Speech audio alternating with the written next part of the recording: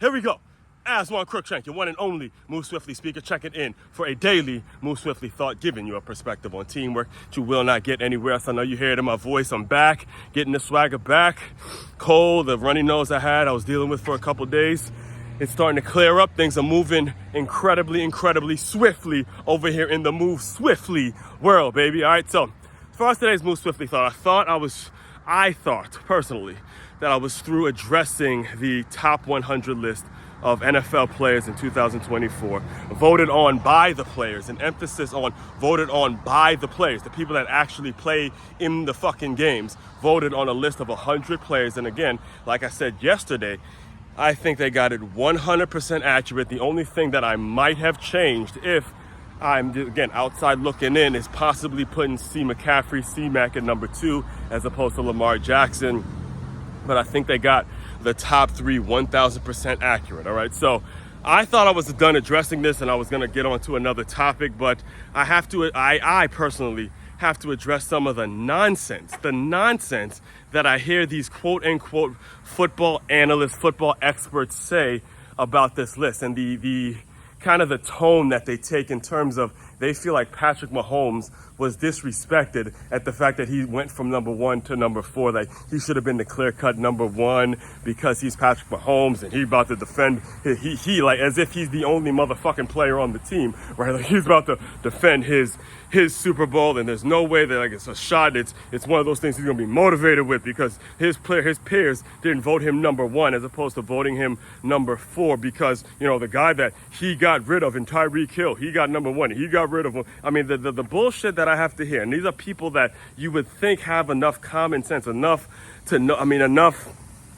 knowledge about the game to know that it is not the case. One player is not going to be the reason that you win a Super Bowl. But you hear people say stupid shit like, oh, they got rid of Tyreek Hill, which is true. The Chiefs got rid of Tyreek Hill, and Tyreek Hill is the number 1 player, and Patrick Mahomes, even though he won 2 Super Bowls after Tyreek Hill, all of a sudden that should negate any possibilities of him being a better player, more of a playmaker, as if, and they're speaking, the reason I'm bringing this up is because people are talking as if it was Patrick Mahomes playing defense on Tyreek Hill, as if he was out there in double coverage, as if he was the one out there, not Ladarius Sneed, as if it was Patrick Mahomes out there jamming his ass up and making Tyreek Hill a non-factor, as if Steve Spagnuolo, the defensive coordinator for the Chiefs, wasn't game planning and making it so Tyreek Hill wasn't going to hurt him, wasn't a big factor. That wasn't Patrick Mahomes. Patrick Mahomes is damn good at what he does. I'm not taking anything away from his ability as a player. Clear-cut best quarterback in the league right now, but just because he's the best quarterback in the league does not equate to him being the best player, and that's proven because this was a list constructed by the players, all right? Constructed by the players. And if you want to get some real information, understanding some real, actually insightful a real understanding of how the game works, it's all teamwork, all right? The reason that the Kansas City Chiefs are en route to defending a en route to becoming the first NFL team to ever win 3 championships in a row. Again, it's not going to be easy by any stretch. Trust me, they got some cats gunning for them. But the reason that they're in the position that they're in now is because the Kansas City Chiefs had 3 players in that top 10. That 3 players in that top 10. That's why they're the back-to-back Super Bowl champs. Not only did they have 3 players in that top 10, and the 3 players were, before I get on to my next point, the 3 players were, again, Chris Jones, who I believe was number 6. This is a defensive lineman. This is the one who's there stabilizing the line of scrimmage, making it so. And if you watched the Ravens game last year, you saw how much of an effect he had on the game in terms of not letting Lamar get busy on him and all that kind of stuff. And then they had Travis Kelce at number 9. Again, arguably, it's been said, it's kind of become common knowledge that this is someone who they're talking about as being the best tight end to ever play the game. And I can't disagree with it at all in terms of what he can do, the way he can, the matchup problems that he causes and things like that. So losing Tyreek Hill was not going to be that big of a deal when you have, again, the greatest tight end to have ever played the game, or arguably the greatest tight end to have ever played the game. Now you take the fact that they had 3 players in the top 10,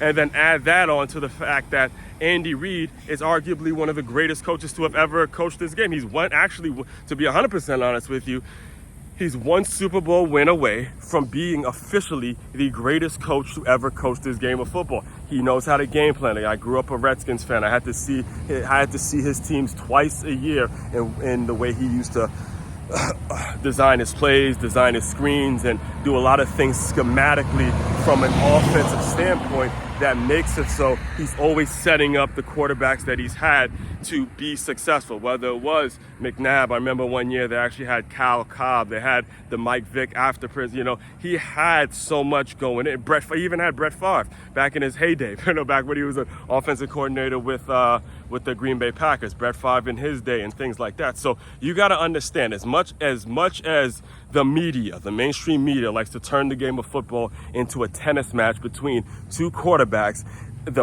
what the players proved with this list and how they constructed this list is the fact that it is the ultimate team game. It is not just about the quarterbacks. It's not just about a quarterback versus a quarterback, which is what the media likes, which is what too many people like to do, and that is not the direction that the game is. That's not how you win football games. We'll say it just like that. That's how you sell tickets and sell media packages, sell jerseys, sell merchandise. And don't get me wrong, there's a time and a place for that, because everybody got to eat, everybody got to make money. I get it. I get the game. I get the fact that you got to generate revenue, all that kind of stuff. But in terms of the game, games are won and lost in that front seven. Games are won and lost based on who's able to control the line of scrimmage the best, who could stop the run, who could run the ball, who can make sure that their team, again, who can shut down the receivers. If you really watch that defensive backfield for the Kansas City Chiefs during that late playoff string, that late playoff run, they were making some incredible plays. And I actually documented it. I talked about it on this very channel. Just go back to last year around winter, fall time, and I was given an overview on a lot of those games. All right, so understand that. And when we translate this is important. The reason I wanted to make sure I address this as well, because when we translate this into our businesses, into our organizations, we lose that habit of depending on just one person. No matter how great that one person may be, lose that habit of depending on just one person, because as you can see, as the game proves, just having a great one player doesn't equate to wins. And it's the same way in your business. Just having one great superstar, one rock star, it's not going to equate to wins for your team. You have to build an organizational culture. You have to build a foundation for this team. You have to build something that's going to serve as the foundation to allow the great players to be great. And if something happens, like again you saw with the Chiefs, if they lose one of the greatest player in the league, hey, the foundation is already there. We could bring in several other receivers. We can bring in 𝐈𝐈 We could bring in the other receivers that they had that were able to make some major plays in the past 2 years. Those are the things that actually won the Chiefs the Super Bowl. As great as Mahomes was at the end, let's just accept it. The Chiefs have an incredible team. They don't just have an incredible quarterback, all right? Hopefully, it's the last time having to address this list. Just have to make sure I come on here and school some of these quote unquote experts on the game that you may or may not be seeing on TV, or may not have huge followings on the YouTube and all that kind of stuff, right? All that being said, and I'll be here, every single day, especially now that it's football season. There's going to be a lot of football content coming out, because that's how I learned business. That's the sport that really taught me a lot about life and things of that nature. So, main website to check out, makeyourmove.com. That's MakeYaMove.com. One-stop shop for your teamwork and your self-development needs. Aswand, Cruickshank, your one and only Move Swiftly speaker, checking out. You guys continue to move swiftly. We will talk more soon.